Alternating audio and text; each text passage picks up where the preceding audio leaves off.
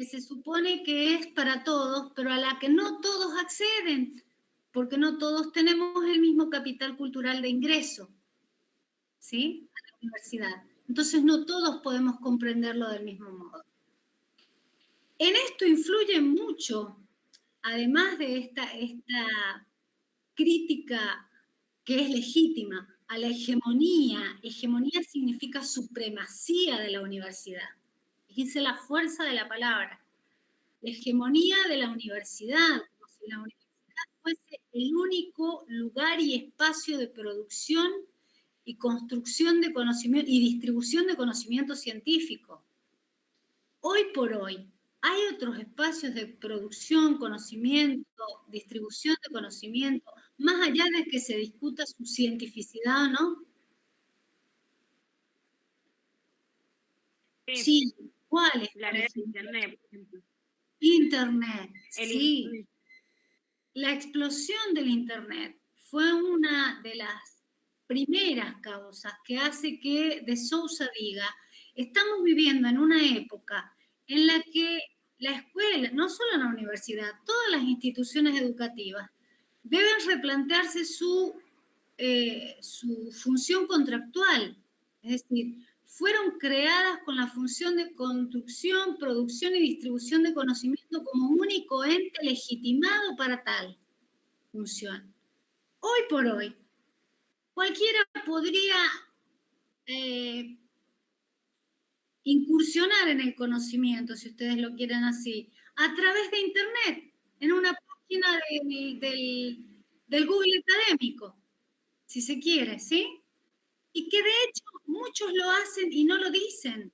Van a preparar el parcial y en vez de leer el texto del autor, lo buscan en el Google. Eso es moneda corriente.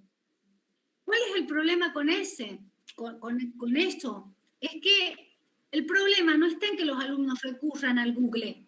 El problema está en que las universidades no se están poniendo a tono con lo que necesita la sociedad y lo que necesitan los estudiantes, que es un puente entre el conocimiento y su incorporación al conocimiento. Y ahí se liga con lo que Jazmín estaba hablando recién.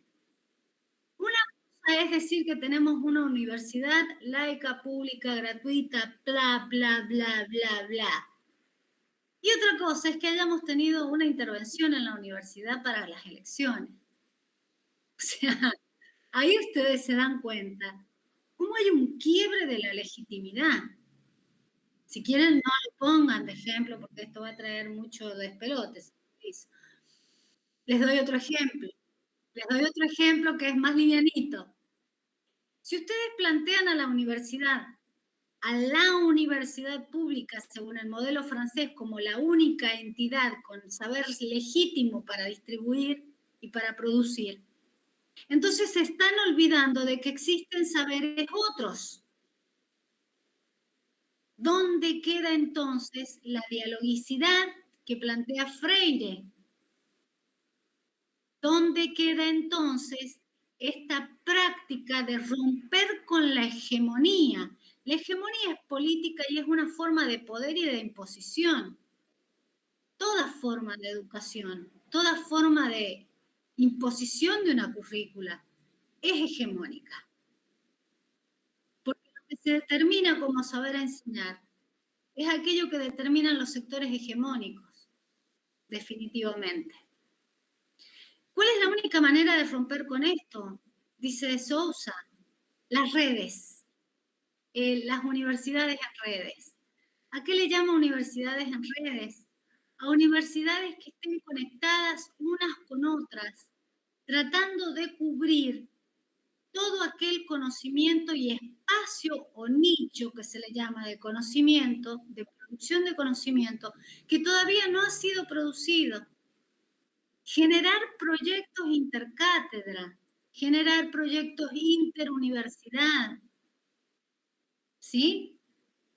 Que estén abiertos no solamente al interior de la universidad o de las facultades, sino que estén abiertos a las necesidades que la sociedad, los estudiantes y sus derechos como estudiantes y como sujetos de aprendizaje sean resueltos a través de la propuesta de la universidad.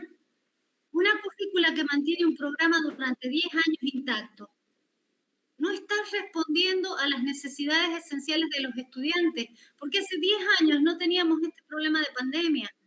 Hace 10 años no necesitábamos discutir o rediscutir la democratización del saber a partir de la inconectividad, por ejemplo. Algo que hoy sí tenemos que discutir. ¿Queda un poquito más claro? Entonces, Gentile a lo que se está refiriendo es a eso. Sí, entiendo que Carlos está muy ceñido al texto y que yo veo otras cosas mucho más ricas en el texto.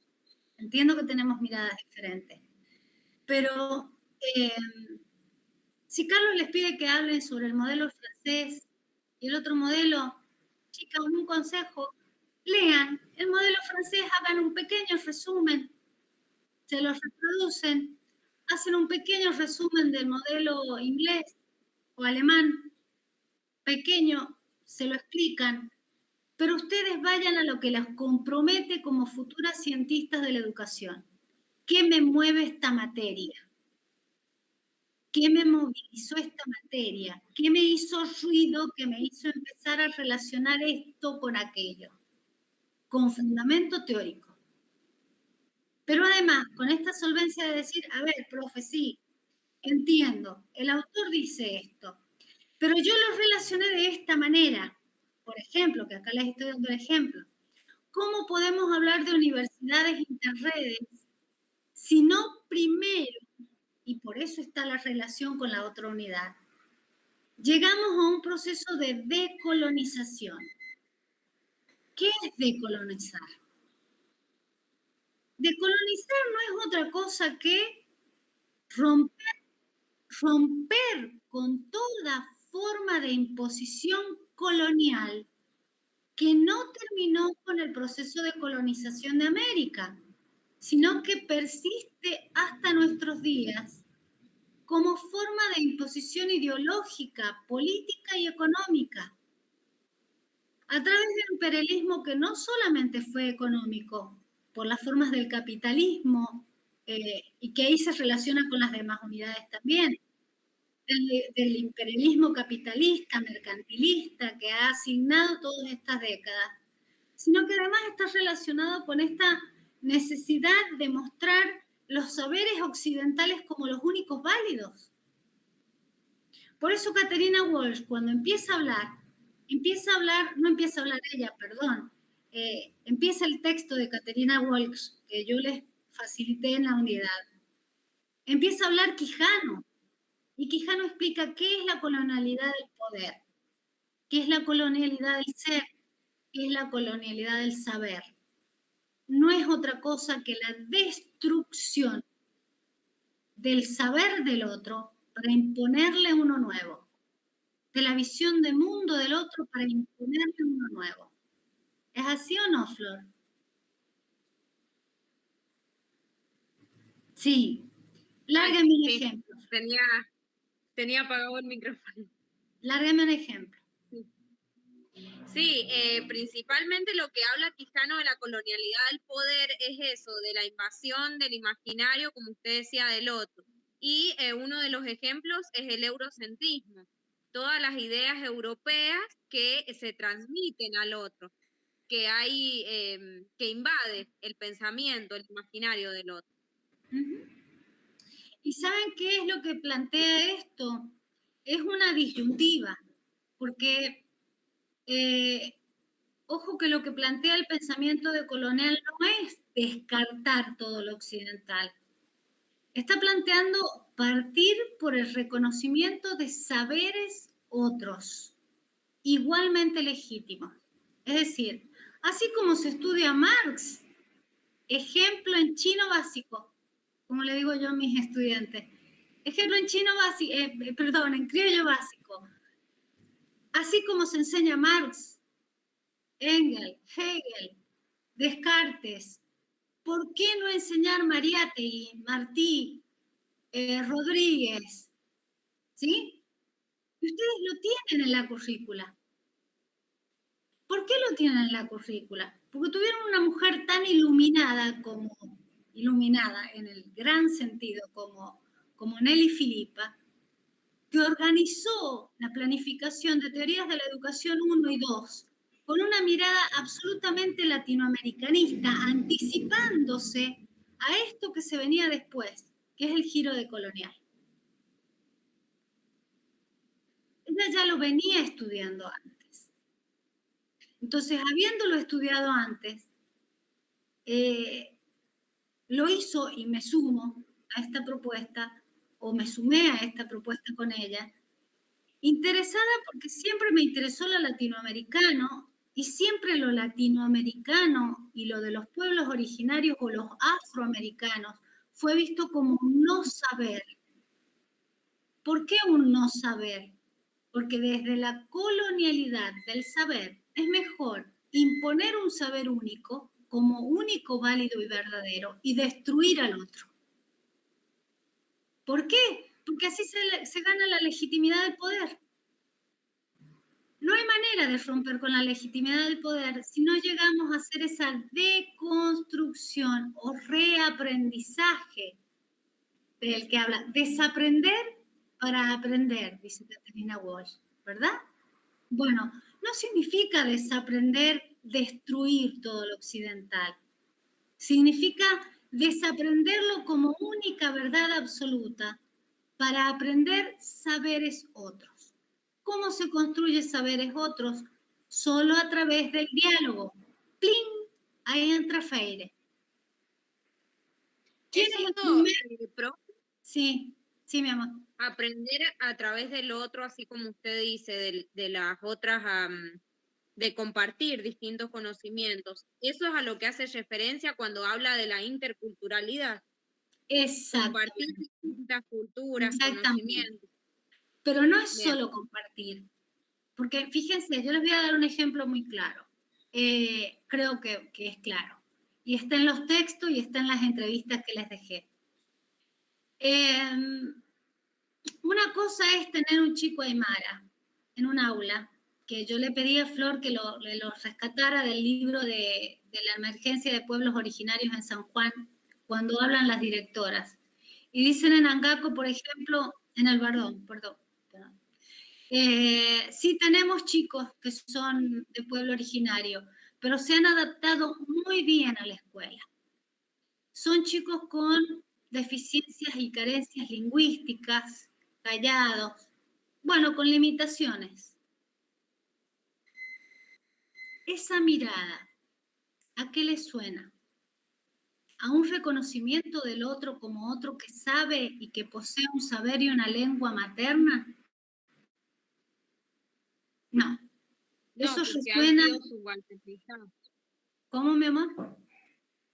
No, porque han sido subalternizados. Ellos han tenido que adoptar esas formas de conocimiento. Exacto. Que prácticamente han sido ellos han tenido que ser aculturizados en su propia lengua, porque la lengua que impuso la institución educativa y que sigue imponiendo hasta el día de hoy la institución educativa en Cuyo, lamentablemente, sigue siendo el castellano. ¿Por qué? Por una cuestión numérica, porque se sigue sosteniendo que la población de pueblos originarios es mínima para tener una educación bilingüe, cuando en realidad la Constitución Nacional ya dice que somos un país pluriétnico y multilingüe, o plurilingüe. Entonces, si yo no respeto que el otro tiene otra lengua, y yo le privo de su lengua, acuérdense de antropología cultural, yo le privo de su lengua. Al privarle la lengua le estoy quitando toda la visión de mundo que tiene ese sujeto. Y le estoy imponiendo mi propia visión de mundo. Ahora díganme ustedes, en el lugar de un chico aymara, en el lugar de un chico huarpe, en el lugar de un chico diaguita, que dice aiga, porque en su casa siempre se dijo aiga, que diga patay, porque en su casa siempre se dijo patay, que diga taita en vez de abuelo, porque siempre se dijo taita. y que la maestra le diga, no, no se dice taita, se dice abuelo. ¿Qué hace ese niño? ¿Qué hacen ustedes en el lugar de ese niño? Se callan, se silencian. Y el silenciamiento es una forma de opresión que ejerce sin darse cuenta el docente en el aula cuando no sabe reconocer la diferencia entre la interculturalidad y el multiculturalismo. El multiculturalismo es esa visión que percibe que sí, coexisten muchas etnias, coexisten muchas culturas, pero hay que tolerarlas. Cuando uno dice yo tolero al otro, ¿qué le tolero al otro? Lo que no le banco. No me banco que sea diferente, entonces lo tolero y hago como si lo estuviera respetando porque lo tengo dentro del aula. Eso no es respeto mutuo, dice Caterina. Exactamente, Yasmín. No es reconocimiento. No es reconocimiento de legitimidad mutua del saber. ¿Entienden?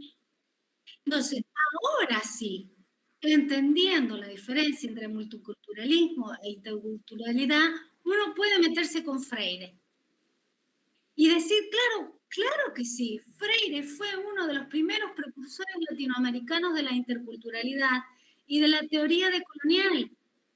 ¿Por qué? Porque él decía, no puedo enseñar un método de alfabetización.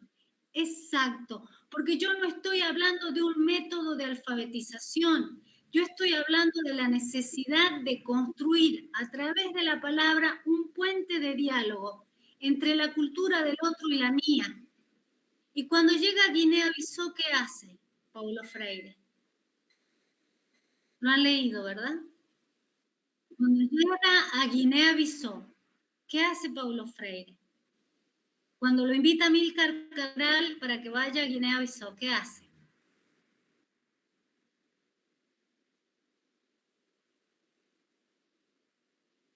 No, eso fue en Brasil cuando estuvo en la secretaría. Ahí tengan cuidado. Ahí tengan muchísimo cuidado porque ahí resbalan un montón en el examen. En la secretaría de Brasil, cuando estuvo como secretaria de alfabetización, secretario, perdón, la metí de secretaria, pero bueno, no se va a enojar Pablo Freire conmigo. Cuando estuvo como secretario, a él se le encarga un proyecto de alfabetización en corto tiempo. Entonces, ¿qué hace él? Él plantea un programa de alfabetización que es al que se le llamó el de la palabra generadora. ¿Sí? Entonces trabaja con los campesinos. Pero su idea no era solamente alfabetizar, sacar de la ignorancia y la lectoescritura. Su visión del mundo es que cuando uno aprende a leer y a escribir, aprende a leer y a escribir su mundo. Entonces él, después, cuando sale de Brasil, y por eso lo hace con los campesinos, ojo, lo hace con los campesinos porque son los oprimidos, por eso escribe educación bancaria y la educación liberadora. ¿Quiénes son los oprimidos? Todos aquellos a quienes se les deposita un único saber válido, como si fueran una caja de depósito de banco, como un saber cerrado. Él dice, el docente es discente. ¿Qué significa discente? Alguien que dice, pero eso hace ruido, porque no los reconoce como propio. Entonces él critica eso de un docente discente y un alumno que es nada más que alumno, no iluminado, y lo llama educador, educando, educando, educador. Ahí hay otra categoría de Freire importantísima para que ustedes relacionen en los dos temas que han trabajado las dos, o las tres, en tu caso que es en pareja. No hay otra manera, y en Guinea-Bissau él se da cuenta. Él dice, yo no vengo con un paquete cerrado de saberes a volcarlos en la cabeza de los afroamericanos. Yo vengo a ayudar a su liberación. Ahí viene texto o el libro de la teoría de la liberación, de la educación libertaria de Freire. ¿Qué es la educación sino praxis libertaria? ¿Qué es praxis? ¿Qué entienden ustedes por praxis? Práctica. ¿Y a qué se le llama práctica libertaria en la pedagogía? ¿Cómo podrían hacer ustedes como cientistas de la educación o como profesoras de ciencias de la educación una práctica libertaria?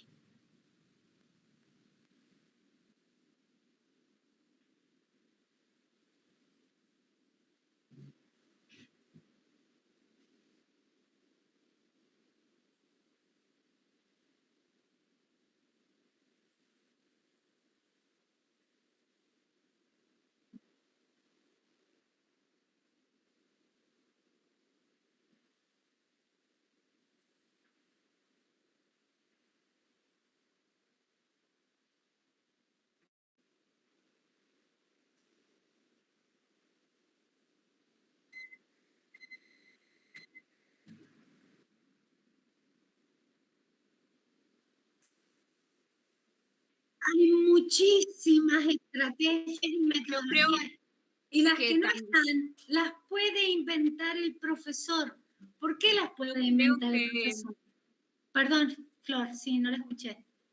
Yo creo que también una de las formas es poder brindarles los espacios de reflexión, que ellos, Muy bien, bravo, bravo. que Esa los es una estudiantes frase también puedan fantástica. reflexionar y puedan dar su opinión sobre lo que piensan. Esa es una de las prácticas liberadoras también, me parece. Fantástico, fantástico, porque el sujeto no se libera porque otro venga a liberarlo. El sujeto se libera porque se deshace de la opresión del otro. Es el otro el que lo está oprimiendo. Pero mientras él siga siendo oprimido, y ahí está el doble juego del que habla Freire. Ojo, no vaya a ser que ustedes resolver la situación del oprimido, lo opriman más, subyugándolo, subalternizándolo, tratándolo de acotado lingüísticamente. ¿Cómo no va a ser acotado si la maestra le dice, así no se dice, niño, vaya al fondo? Ese niño no habla más. Y además de que no se lo deje hablar a Naimara, obviamente que no va a hablar más dentro del aula, porque va a pensar que todo lo que dice no sirve, no es legítimo, no es válido. Que está mal. Que está mal, exactamente. Y cuando ustedes cometen un error, ¿qué es lo que sienten? ¿Que el error es una posibilidad de aprendizaje o que el error es un karma que se siente en la boca del estómago como mariposas y quieren salir corriendo a llorar del examen y dejar pasar un mes para volver a preparar la materia? Sí. Segunda opción. Segunda opción, la sufrimos todos, como alumnos, perdón, como estudiantes, como profesores cuando intentamos estudiar un posgrado. Todos la sufrimos, porque nos han enseñado que la verdad es la verdad taxativa. Y la verdad Aparte, creo que siempre tenemos ese miedo como estudiantes. Generalmente hablo en todos los niveles. El niño cuando empieza la primaria, en el secundario, hasta nosotros en la universidad, siempre tenemos miedo a la respuesta negativa del profesor, al reto, a decir, bueno, no, mejor me callo, porque si llego a decir esto y está mal, el profe se va a enojar o me va a decir tal cosa. Entonces creo que esa es una de los miedos también que tenemos, siempre a una respuesta negativa. Y ustedes saben que no es así, lo van a ver más adelante con Anijovic. La única manera de aprender es equivocarse. Es la única manera de aprender. Por algo existe el delete en la máquina. Por algo existe el corrector. Por algo existen los resúmenes de resúmenes de resúmenes de resúmenes, hasta que logro entender. Porque yo me voy equivocando y equivocando y equivocando y dándome cuenta hasta que un día me estoy bañando y digo, ¡ay! Pero si era eso lo que me quiso decir. 3 días leyéndolo y ahora me vengo a dar cuenta. Eso se llama insight. Y muchas veces la materia que más rendimos es la que más salimos aprendiendo, porque hacemos hincapié en eso, a ver qué es lo que nos está faltando para poder aprobarla o para poder entenderla, y creo que después es una de las mejores cosas que nos sale explicar, porque Sí, insistimos mucho en eso. sí, y saben qué, chicas, yo creo que en agosto no estoy más en la cátedra, pero yo hay algo que les quiero dejar y que por eso quería tener la consulta con ustedes. Mi cargo es transitorio en la facultad, pero si hay algo que yo aprendí de Nelly, que gracias a Dios fue mi directora de tesis y mi compañera de estudio, porque nos sentábamos a estudiar juntas cuando era mi directora de tesis, tanto de grado como de posgrado, y tanto como compañeras de cátedra. Yo era su JTP y ella me consideraba su compañera de cátedra. Nos sentamos a descifrar lo que querían decir los autores. ¿Y vos qué entendiste? Tal cosa. ¿Yo qué entendí? Tal otra.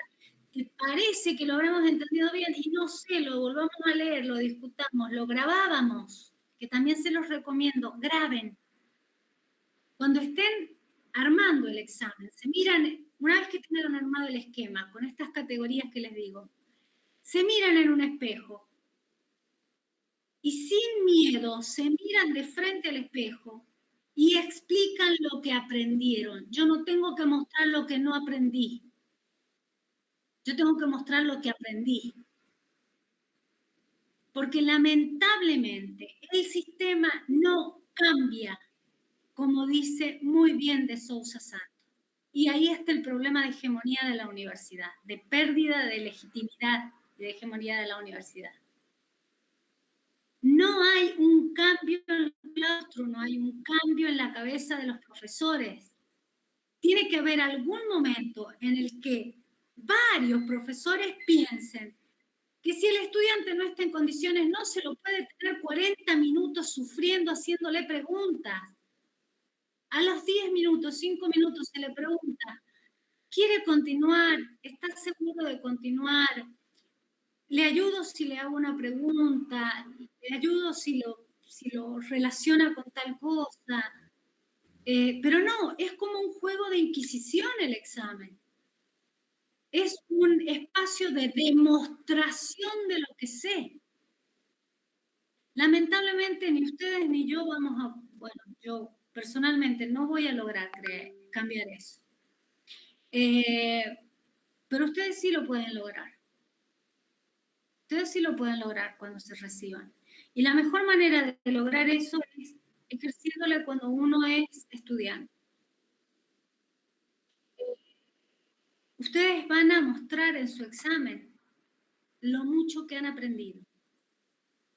Las dificultades me las dejan a mí. Las escriben en un papel, las escriben, me las leen, yo les hago la paráfrasis, se las explico. Y una vez que ustedes la tengan explicada, la agregan al examen. Pero esto de que el estudiante, tiene que saber todo de todo, de todo, de todo, no existe más. Porque nadie puede saber todo de todo, si no el conocimiento no progresaría. Y eso es otra cosa que critica de Sousa Santos. ¿Cómo puede ser que la universidad se siga creyendo la única difusora de conocimiento cuando la Internet, los medios de comunicación, los más media, están influyendo tanto en la información que la universidad se está quedando en lo más importante, enseñar al estudiante a procesar la cantidad de información que lo bombardea? ¿De qué sirven 53 PDF?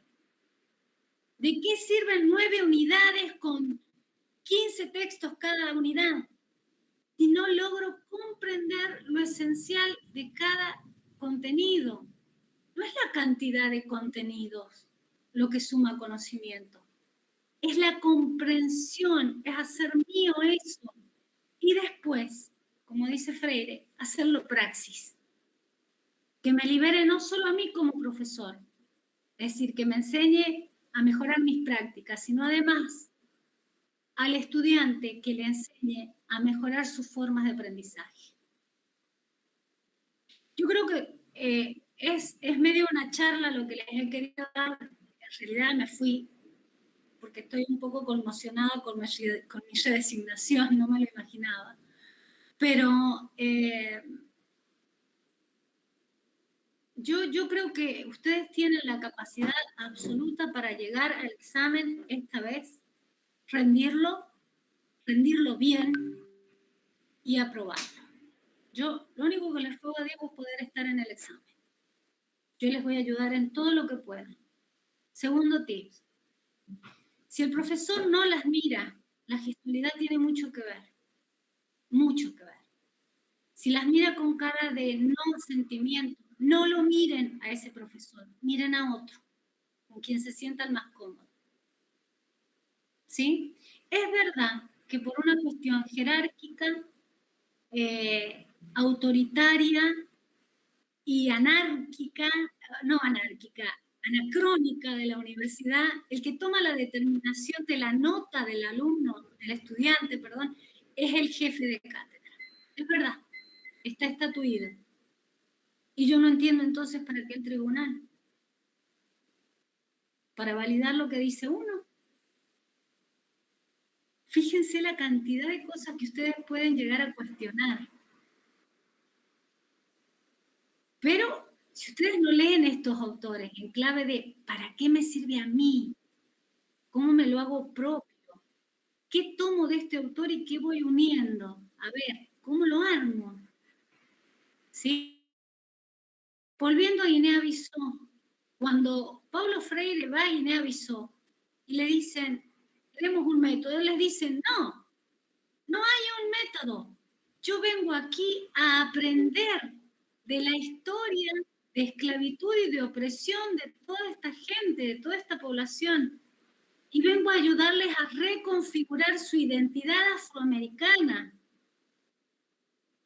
¿sí? O su identidad afro. Fíjense en un pueblo que ha sido sometido toda la vida a la influencia de portugueses, de ingleses, a conquistas y colonizaciones permanentes, a una colonialidad de la mente y del espíritu, y hasta del cuerpo, porque han sido esclavos. ¿Cómo los libero si no es de otra forma que haciéndolos sentir que son seres humanos? Y que por ser seres humanos tienen el derecho de una educación universal, igual para todos, pero distinta para todos en función de las características particulares de su lengua, de su etnia y de su raza. Eso es lo que dice Gentili. Y ahí se relaciona con Guinea-Bissau.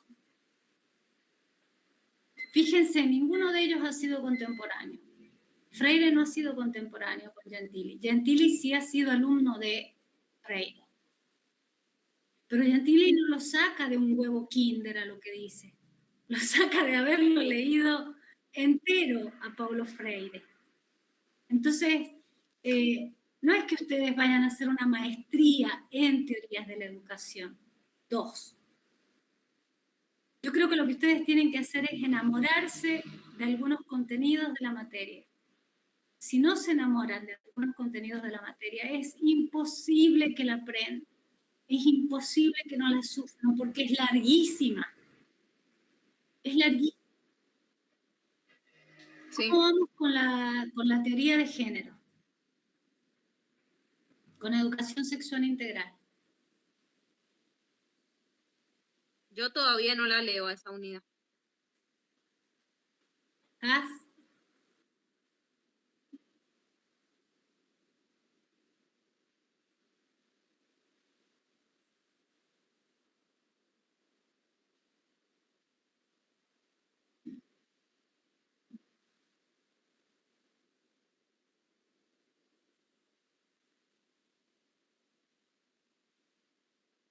Bien.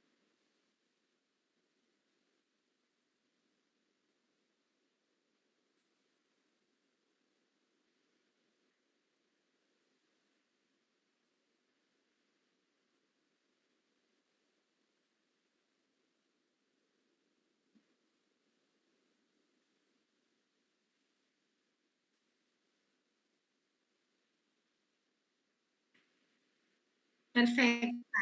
Yo solamente te voy a corregir algo. La categoría persona hay que tener un cuidado absoluto con esa categoría.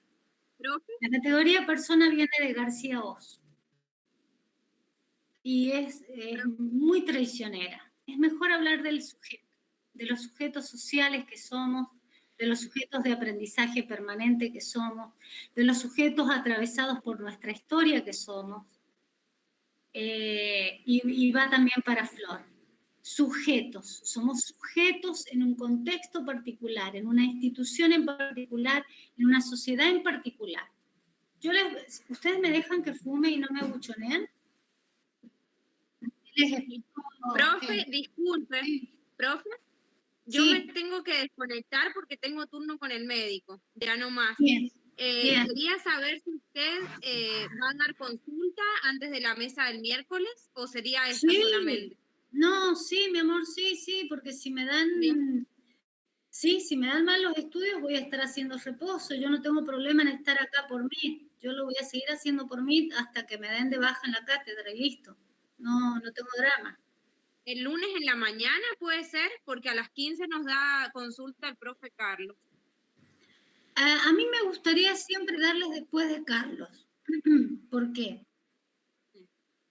Porque tenemos miradas muy particulares de la materia, muy diferentes.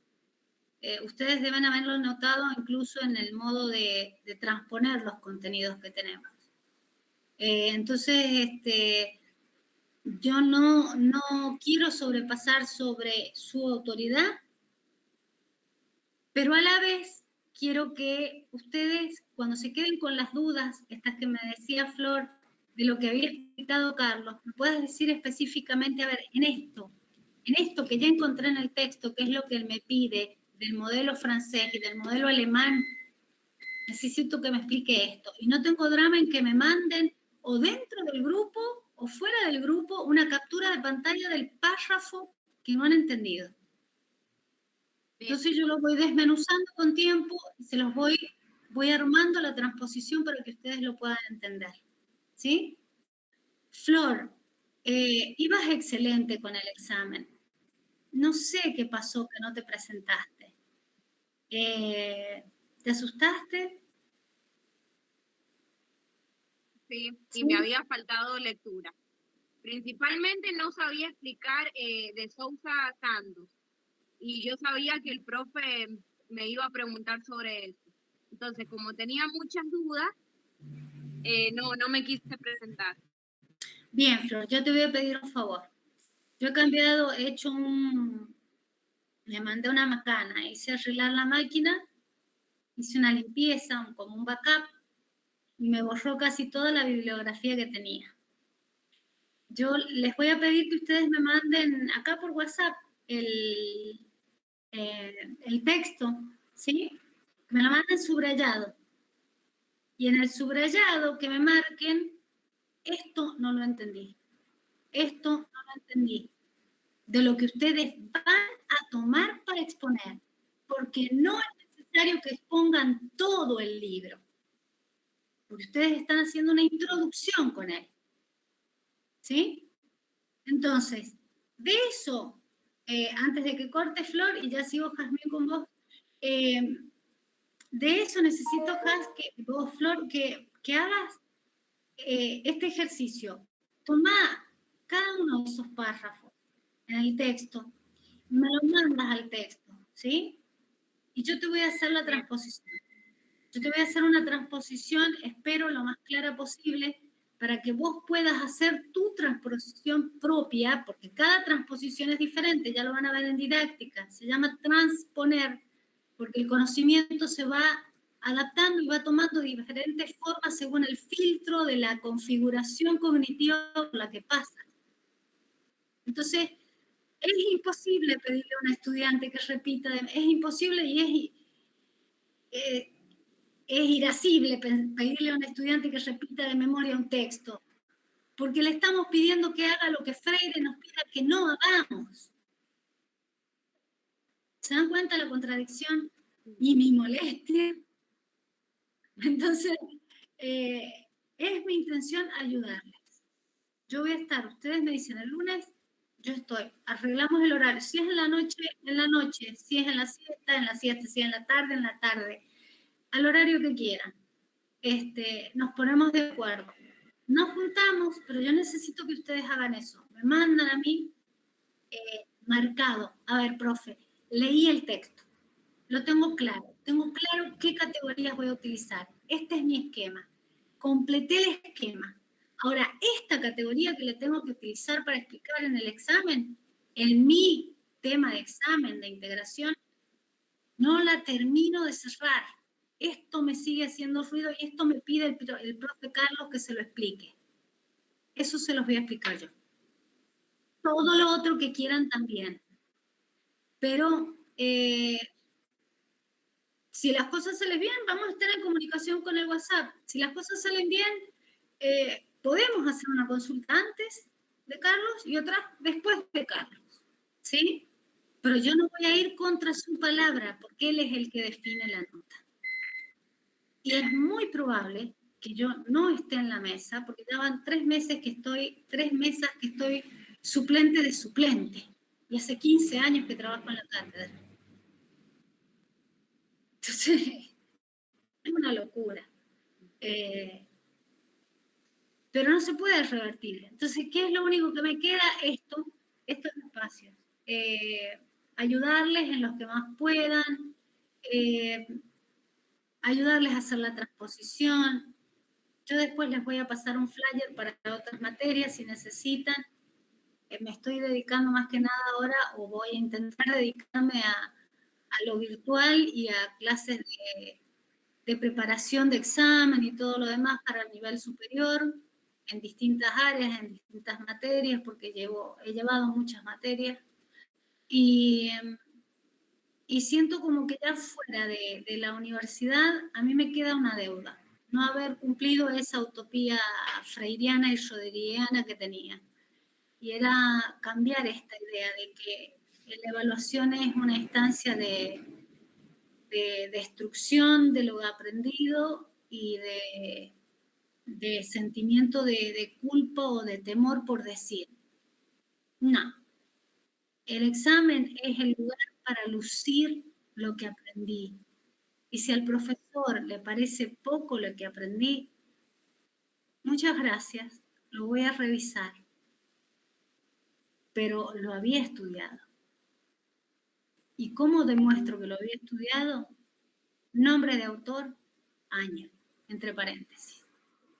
Categoría conceptual y mi paráfrasis. Pero no el temor de que el profesor me mire con cara de...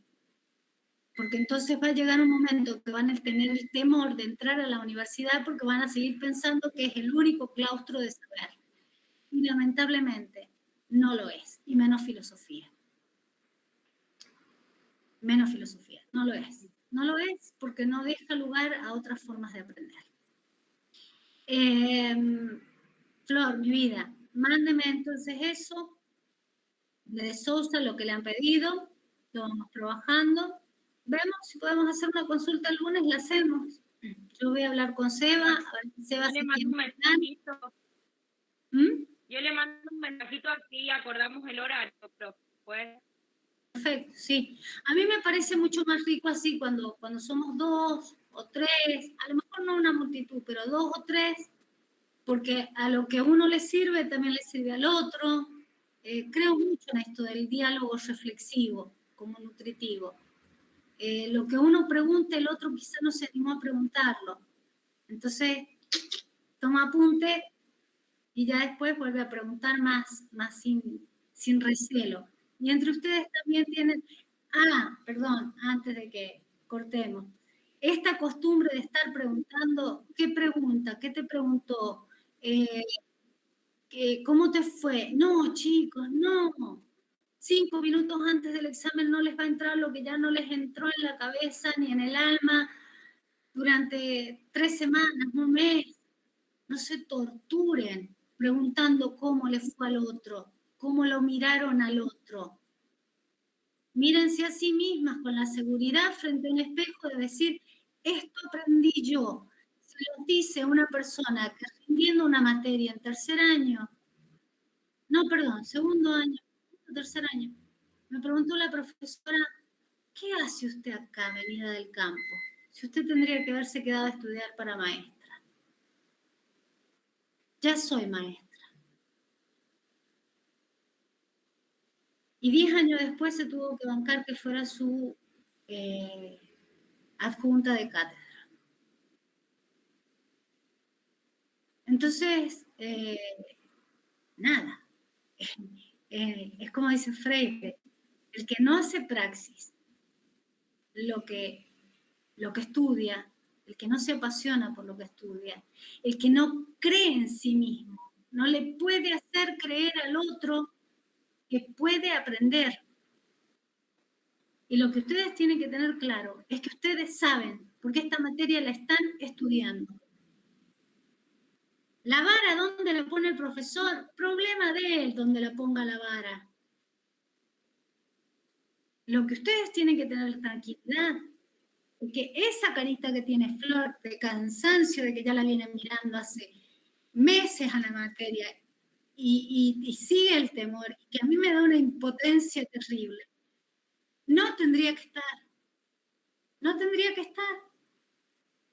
Tendría que haber un deseo por ir a mostrar lo que logré aprender. Y en esto que logré aprender que se me valore. Así que, Flor, fuerza, métale y esta vez no se achique. No se achique. Gracias, porque si no, solitas se van trabando en rendir y van juntando boletas y no avanzamos más. Y yo las necesito como colegas. ¿Está? Bueno, profe, muchas gracias, bueno, de verdad. Le mando un beso enorme. Bueno, yo le mando un mensajito entonces para acordar el horario. Muchas gracias. Besote. Chao. Chao, mi amor. Traigo eso y seguimos. Vamos a ir al concepto de ¿qué nos viene faltando? Yo la estoy escuchando mientras me voy a traer el paquetito.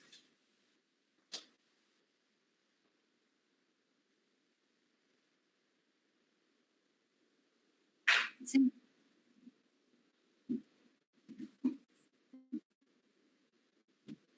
Sí.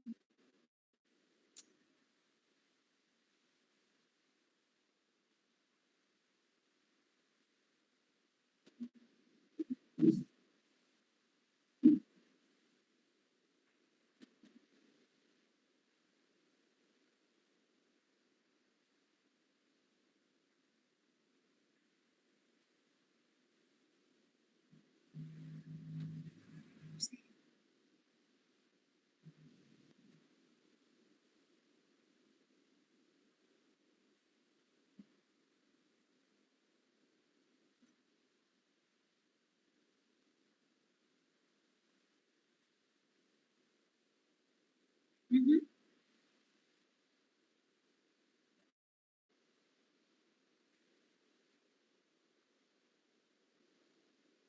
Uh-huh. Sí, no se da problema. No se da problema, sí, lo hacemos.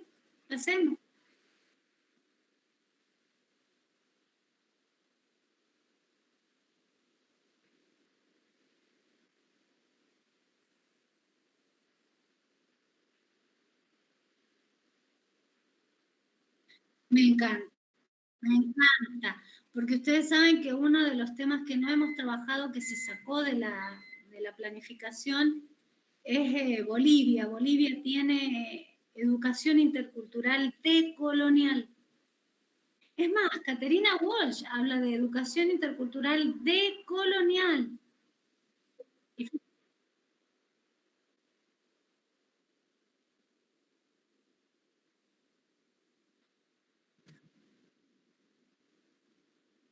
Sí, no lo ponga al otro extremo, póngalo uno debajo del otro. Y saque el giro de colonial, porque ustedes no lo han trabajado teóricamente, el giro de colonial. Entonces les van a preguntar, ¿cuándo surge el giro decolonial? ¿Quiénes son los principales representantes? ¿Por qué surge el giro decolonial? Y eso yo lo he venido a aprender en un curso internacional hace 3 meses en un congreso de portugués que todavía no puedo terminar de leer los textos en portugués. Entonces, no sé, claro, exacto. Ustedes tienen que poner en lo que tienen más claro y en lo que más les ha gustado de la materia para poderlo desarrollar. Y a lo demás, preparar bien eso. Y a lo demás, leerlo todo. Para poder defenderlo. Exactamente. Ahora, si me gusta, sí, me encanta, porque si trabajan Caterina Walsh y lo comparan con De Sousa Santos, los dos tienen la idea muy clara de que es la universidad como institución la que debe replantearse cuál es la función social que debe cumplir hoy. Y más en un contexto de incertidumbre, de pobreza, de marginalidad que se va aumentando, de otras formas de saber que se van difundiendo. Entonces, me parece perfecto. ¿Qué propuestas pueden llegar a hacer ustedes? Y ahí sí les largo un machete. Váyanse a algún académico y pongan experiencias de universidades decoloniales.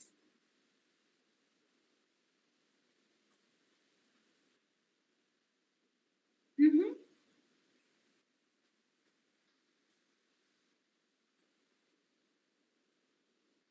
Y ahí les va a salir experiencias de Bolivia, aunque no se haya dejado colocar este año ese contenido. Están de Bolivia, de Ecuador, de Portugal, de Uganda, y si no yo les mando un texto, pero es muy denso, tiene como 80 páginas, y todavía no lo termino de descifrar en portugués. Pero es muy lindo, porque allí, miren, fíjense, ustedes pueden usar muchos recursos, bien usados. Hay una autora que se llama Susana Baca. Susana Baca, si ustedes ven el programa del encuentro, ella explica que ella es afroamericana. Y como afroamericana peruana, y pobre, porque es una doble situación de opresión esa y de subjugación, a ella le otorgan una beca en la Universidad Pontificia para estudiar canto lírico. Ella gana la beca. Y cuando va a recibir la beca y la ven y se dan cuenta de que es negra, no se la otorgan. Sí, es fuertísimo, es fuertísimo. Entonces, hay muchos recursos cortitos que ustedes... Ella relata eso y se le llenan los ojos de lágrimas y dice, y ahí me di cuenta de que la academia no era el único lugar, porque mi alma me decía que yo debía cantar. Y aprendí cantando de cómo aprendieron mis abuelos y de cómo me enseñó mi madre. Y ahora es una de las cantantes más importantes de Latinoamérica. Es más, es una de las únicas que ha ganado el premio Grammy a la canción latinoamericana. ¿Sí? Entonces, hay muchas cosas que se pueden tomar. Exacto, como ejemplos reales. Después tienen otras cosas que, bueno, son muy lindas, pero no me voy a meter porque no sé cómo llevan historia. Juana Zurduy. Juana Zurduy fue la primera mujer capitana nombrada por Bolívar capitana del Ejército Latinoamericano de Liberación. Y nosotros no estudiamos a Juana Zurduy. Me estoy refiriendo a esto porque estoy hablando de género también. Cuando uno trabaja el concepto de género, tiene que tener cuidado en esto. Primero, que la noción de género es una construcción histórica, política, social y cultural. El cuerpo el cuerpo es una construcción atravesada por lo social, histórico, social, cultural. Y ese cuerpo, en ese cuerpo se inscriben muchas veces estereotipos sociales y otras veces se rompe con estereotipos sociales. Por ejemplo, este. No sé si vio.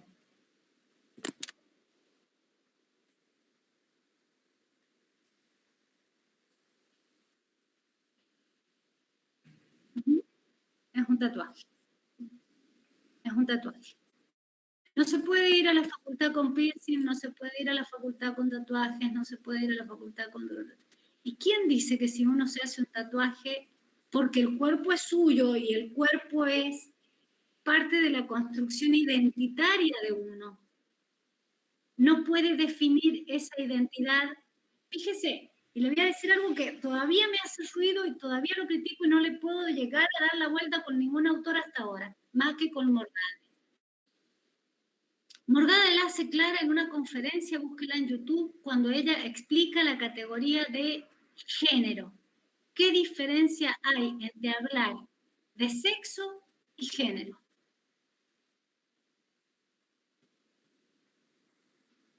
Fíjese cómo la tendremos de no clara todavía, incluso en la universidad, incluso...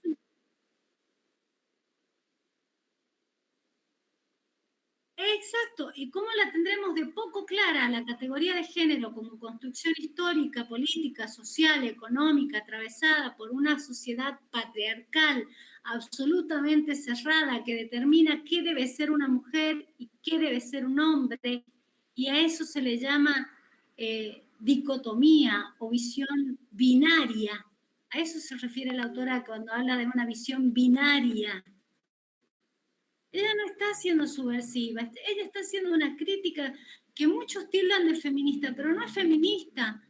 Es la necesidad de defender y de hacer comprender que el cuerpo se va construyendo con la historia de la propia persona y con la historia que la rodea a esa persona, la historia política, social, económica. Entonces, si usted me dice que en las encuestas de hoy, que les debe haber llegado a ustedes también algún tipo de encuesta así. Fíjese, dice género masculino femenino. ¿Qué? Ahí está recontra confundido, porque tendría que decir nada más que género. Masculino, femenino, trans, gay, homosexual, lo que sea. O no respondo, bisexual, o no respondo. Porque la construcción del género va más allá de lo que es biologicista. El sexo como órgano genital, que es la visión biologicista que marca Morgade en su texto, esa visión médica y esa visión biologicista ha asignado que todos nos definamos como hombre o mujer, y todo lo que queda fuera de hombre o mujer es visto como raro, anormal o patológico. Encasillando, ni siquiera un género, encasillando una normatividad.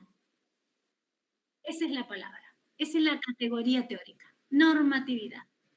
¿Qué es lo que propone Morgade? Romper esa normatividad binaria, que todo lo define como masculino o femenino, para poder hablar de género como una construcción tan compleja y que se va redefiniendo con el tiempo, que está atravesada por tantas cosas, que uno tiene que respetar, que esa es la construcción de identidad que pudo hacer ese sujeto.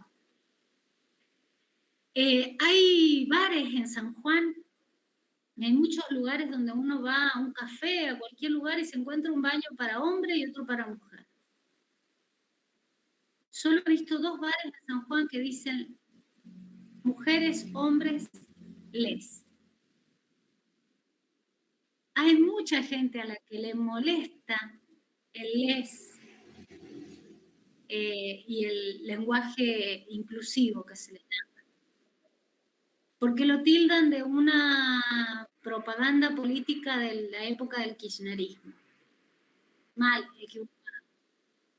Es absolutamente obtusa la mirada, porque en realidad eso le pertenece a todo el bagaje que viene siendo Beauvoir, a todo lo que ha hecho Gabriela Mistral como una de las primeras feministas de Latinoamérica, a todo lo que han hecho un montón de mujeres por pelear por el voto femenino, y después las mujeres negras por reivindicar lo que no era solo de las mujeres blancas, sino también de las negras, y después empieza toda la visión queer y toda la visión queer y todo el LGTB, que no es otra cosa que reivindicar la heterogeneidad de géneros. El género es una categoría muy compleja y lo que menos tenemos que hacer es centrarla a esa visión dicotómica y binaria de lo masculino, lo femenino.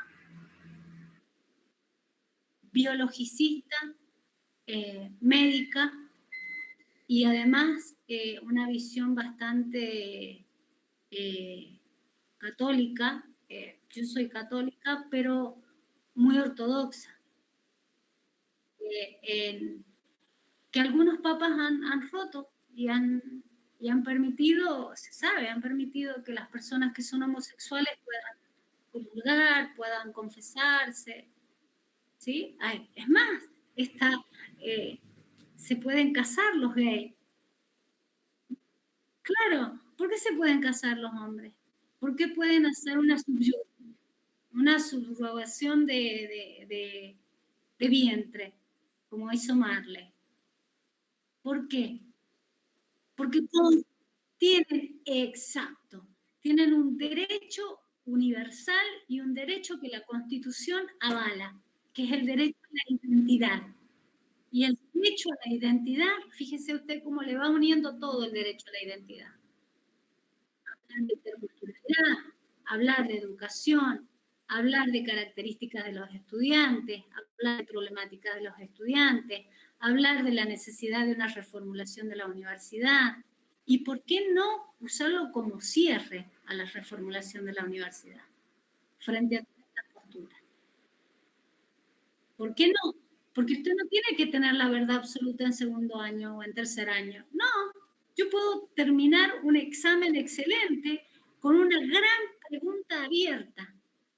¿Qué hacemos con la universidad hoy para que podamos ser incluidos todos o todos?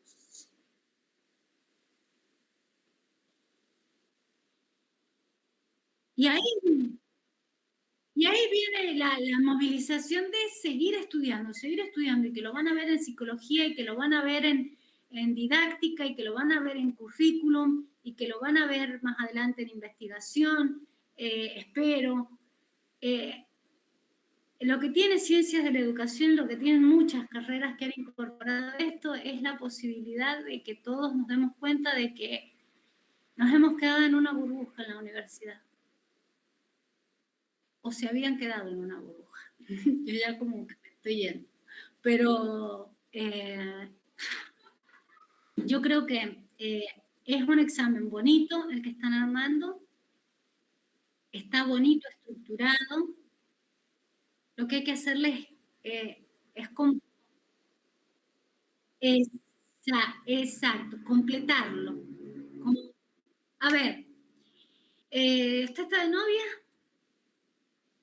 Sí, bueno, debe estar enamorada de la imagen de su novio, seguramente, ¿sí? ¿Qué pasa si la imagen de su novio se destruye de hoy para mañana?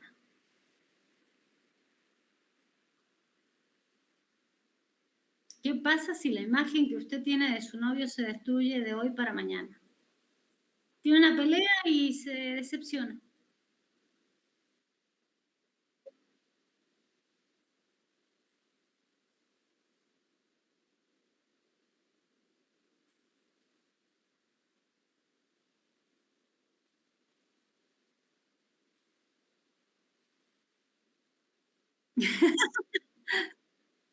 Pero es algo parecido a aprender. Es asumir que hay cosas que uno puede cambiar, que uno no puede cambiar, y las que puede cambiar, tratar de cambiarlas lo mejor posible, con algo que yo remarco mucho de Simón Rodríguez. No hay de Simón Rodríguez, de Carl Rogers, ya que me habló de las inteligencias múltiples, de muchos teóricos, de Grimson, de la fragilidad de las fronteras. Uno puede, de Foucault, cuando habla del micropoder, uno tiene la posibilidad de cambiar la situación real, contextual en la que se encuentra, en la medida en que toma conciencia y se hace praxis la necesidad del cambio, no solo de uno como opresor o como oprimido, sino de los dos. Porque si el que es oprimido se vuelve opresor, se pone en un lugar peor en el que estuvo. Entonces, ¿usted qué va a hacer? ¿Cambiarlo a su novio?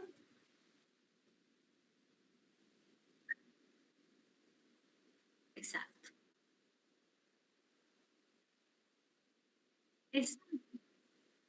Obviamente, primero lo va a charlar, lo va a tratar de arreglar, pero no puede forzarse cosas que no se pueden forzar. Sí existe, en cambio, en la educación y en las relaciones humanas, la posibilidad de cambiar al otro desde una palabra que hoy no ha perdido mucho sentido y que yo la invito a que la busque o se la voy a mandar después, que es la empatía. La empatía es la capacidad de ponerse en el lugar del otro. Desde la empatía, Freire la llama vocación ontológica. Todos estamos llamados a ser. Todos estamos llamados a ser un sujeto de saber. Esa es la vocación ontológica. Si todos tuviéramos la mirada puesta en el otro, pensando en que en el otro puede aprender y va a aprender, si yo busco las estrategias, las maneras, las formas y me las rebusco y las invento y las reinvento, todo esto sería diferente. Todo esto sería diferente. Entonces,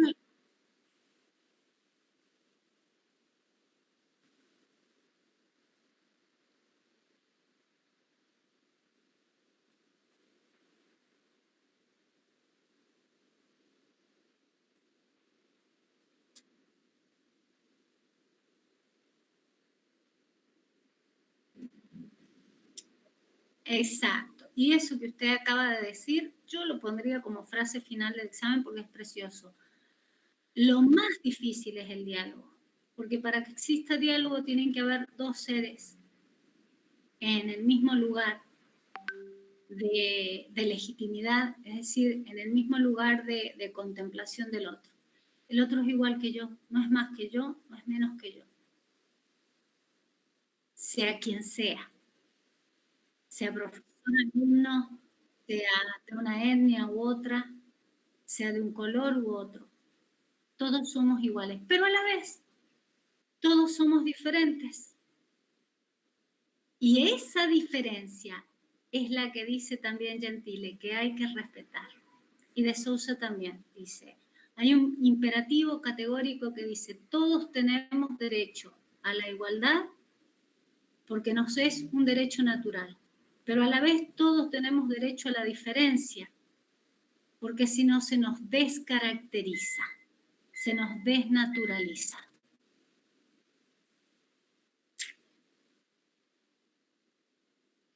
Es genial. Búsquela y si no se la mando después. El imperativo categórico de Sousa Santos. Hermoso el esquema que han armado, chicas. Les quiero ver el cuerpito. Es como que me han mostrado el bebé así con la mantita y no le puedo hacer el cariñito.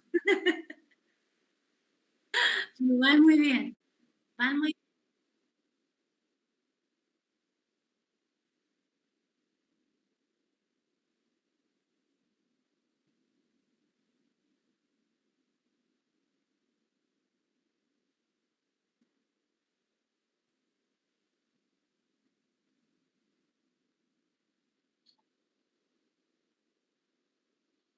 Eh,